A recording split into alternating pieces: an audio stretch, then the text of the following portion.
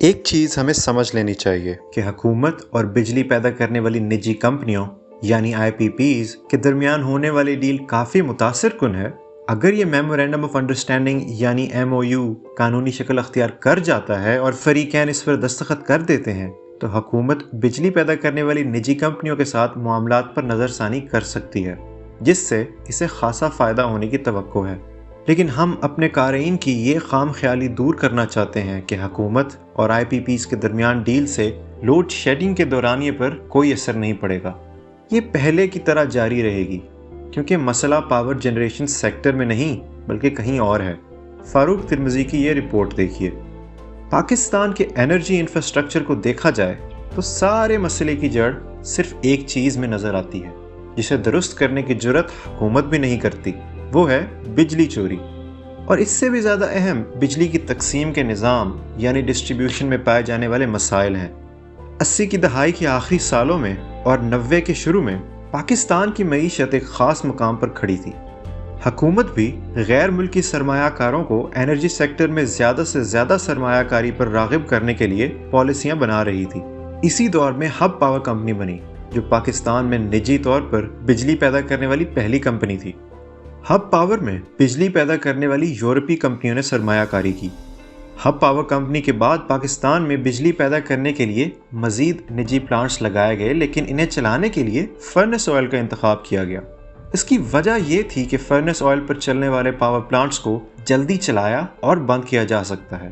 اس کے برعکس کوئلے یا گیس پر چلنے والے پاور پلانٹس چلنے اور بند ہونے میں زیادہ وقت لیتے ہیں اور مسلسل چلتے رہنے پر ہی بہتر کارکردگی دکھاتے ہیں۔ اس کے بعد جو کچھ ہوا وہ غیر متوقع نہیں تھا۔ بدلتے حقائق کے ساتھ حکومت نے اپنی پالیسیوں میں تبدیلی نہیں کی۔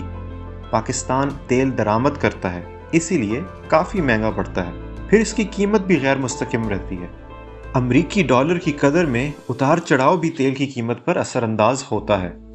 اس کے باوجود سن 2002 کی آئی پی پیز پالیسی کے تحت حکومت نے ملک میں 3000 میگا واٹ تک بجلی پیدا کرنے کے لیے پاور پلانٹس لگانے کی اجازت دے دی، جن میں سے اکثر تیل پر چلنے والے تھے۔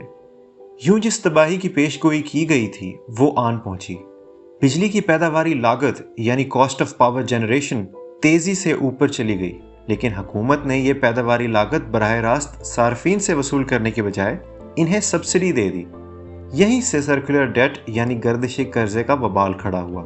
گردشی قرضہ ایک پیچیدہ چیز ہے، اور یہ مزید پیچیدہ تب ہوتا ہے جب فیول مہنگا ہونے سے بجلی کی پیداواری لاگت بڑھ جاتی ہے، تو گردشی قرضے میں بھی اضافہ ہو جاتا ہے۔ لیکن اس کی اصل وجہ تو بجلی چوری اور حکومت کی اس چوری کو روکنے میں ناکامی ہے۔ بجلی چوری پاکستان کا اشروں پرانا مسئلہ ہے۔ جب بجلی کی پیداواری لاگت ڈرامائی طور پر اوپر جاتی ہے اور اس کے اثرات سے صارفین کو محفوظ رکھنے کے لیے حکومت کی طرف سے دی جانے والی سبسڈی اس رفتار سے نہیں بڑھتی، تو اصل مسئلہ تب پیدا ہوتا ہے۔ بجلی چوری سے ہونے والے نقصان اور پیداواری لاگت کے مکمل اخراجات صارف سے وصول نہ کرنے کی صورت میں تقسیم کار یعنی ڈسٹریبیوشن کمپنیوں کو ادائیگیوں میں رکاوٹ پیدا ہوتی ہے۔ اس کے ساتھ حکومت کی جانب سے سبسڈی کی رقم ادا کرنے میں تاخیر اس مسئلے کو مزید گمبھیر بنا دیتی ہے۔ اگر ایک ڈسٹریبیوشن کمپنی بجلی چوری کی وجہ سے اپنے صارفین سے پاور جنریشن کاسٹ یعنی پیداواری لاگت وصول نہیں کرے گی تو وہ پاور ٹرانسمیشن کمپنیوں کو ادائیگی نہیں کر سکتی، جو آگے پاور جنریشن کمپنیوں کو ادائیگی کرنے کے قابل نہیں ہوں گی۔ پاور جنریشن کمپنیاں آئل مارکیٹنگ کمپنیوں کو، آئل مارکیٹنگ کمپنیاں ریفائنریز کو، اور ریفائنریز آگے آئل اینڈ گیس پروڈکشن کمپنیوں کو ادائیگی نہیں کر سکیں گی۔ اسی کو ہم گردشی قرضہ کہتے ہیں۔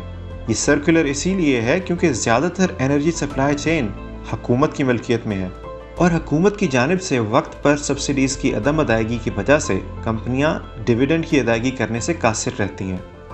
سن 2008 سے سن 2014 کے دوران ملک بھر میں خصوصاً پنجاب میں بدترین لوڈ شیڈنگ جاری رہی۔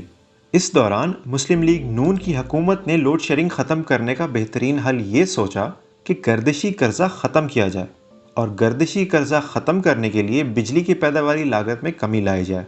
یہ سوچ معقول نظر آتی ہے، لیکن ایک سادہ سی وجہ کی بنا پر یہ بالکل غلط ہے۔ گردشی قرضہ اس لیے پیدا ہوتا ہے کیونکہ حکومت ڈسٹریبیوشن کمپنیوں کو صارفین سے بجلی کی مکمل قیمت وصول کرنے کی اجازت نہیں دیتی۔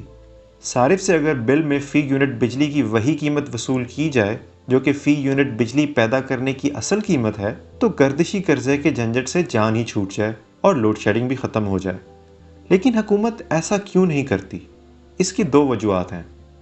پہلی بات تو یہ ہے کہ حکومت نہیں چاہتی کہ بل ادا کرنے والے صارفین چوری ہونے والی بجلی کے پیسے بھی ادا کریں۔ دوسری وجہ یہ ہے کہ حکومت کو خدشہ یہ رہتا ہے کہ اگر بجلی مہنگی کی تو چوری بڑھ جائے گی۔ سن 2013 میں مسلم لیگ نون نے اقتدار سنبھالا تو نواز شریف حکومت نے تیل پر چلنے والے مہنگے پاور پلانٹس کی بجائے یکدم کوئلے پر چلنے والے پاور پلانٹس کو مراعات دینا شروع کر دی، کیونکہ تیل کی نسبت کوئلے سے بجلی سستی پیدا ہوتی ہے۔ تاہم کول پاور پلانٹس لگانے کے باوجود تیل پر چلنے والے پلانٹس کو قانونی طور پر ادائیگیاں کرنا ہی پڑنی تھیں۔ اب عمران خان کی حکومت نے آئی پی پیز اور گردشی قرضے سے جان چھڑانے کے لیے نجی کمپنیوں کے ساتھ ڈیل کی ہے، جس میں طے پایا ہے کہ حکومت 15% ریٹرن آن ایکویٹی ڈالر کی بجائے روپے میں 17% کے حساب سے ادا کرے گی۔ اس کے علاوہ کل واجبات بھی ڈالر کی بجائے روپے میں ادا کیے جائیں، جس کے لیے ڈالر کا ریٹ موجودہ 169 روپے کی بجائے 148 روپے رکھا گیا ہے۔ آئی پی پیز کے ساتھ حکومت نے ہر لحاظ سے ایک اچھی ڈیل کی ہے، پھر بھی مسئلہ وہی ہے، بجلی کی چوری۔ لیکن اس مسئلے کا سدباب کیسے کیا جا سکتا ہے؟ اس کا بالکل آسان اور سادہ حل یہ ہے کہ بجلی کے شعبے کی مکمل طور پر نجکاری کر دی جائے۔ یہ بات غور طلب ہے۔ ایک سرکاری کمپنی کی انتظامیہ اور ملازمین بجلی چوری سے کمپنی کو پہنچنے والے مالی نقصان یا گردشی قرضے کا درد سر کیوں لیں گے؟ ان کی نوکریاں محفوظ ہیں، کمپنی منافع کمائے تو انہیں کون سا فائدہ ہوگا؟ اگر کمپنی نقصان اٹھائے تو کون سا وہ نوکری سے نکالے جائیں گے؟ اس لیے وہ کمپنی کے معاملات کی بہتری کے لیے کوشش ہی کیوں کریں؟ تاہم اگر وہ مراعات پرائیویٹ کمپنی کو دی جائیں تو سارا منظر نامہ ہی بدل جائے گا۔ پرائیویٹ کمپنی کارکردگی کا مطلوبہ معیار حاصل کرنے کے لیے ہر ممکن کوشش کرے گی۔ اگر معیشت کو درپیش سب سے بڑے مسئلے کے حل کے لیے عملی طریقہ کار موجود ہے تو اس مسئلے کو ٹکڑوں میں حل کرنے کے لیے پیچیدگی کیوں پیدا کی جائے؟ کیوں نہ ایک ہی بار حکومت بجلی کا شعبہ پرائیویٹائز کر دے اور گردشی قرضوں اور واجبات کی مد میں ساری رقم ادا کر دے، تاکہ بجلی چوری کا مسئلہ بھی مستقل طور پر ختم ہو جائے۔ کس نے سوچا ہوگا کہ تحریک انصاف جیسی دائیں سوچ کے حامل جماعت ریاستی اثاثوں کی نجکاری کرے گی؟ لیکن کیا کریں، پاکستان کا سارا سیاسی منظر نامہ ہی کسی حیرت کدے سے کم نہیں۔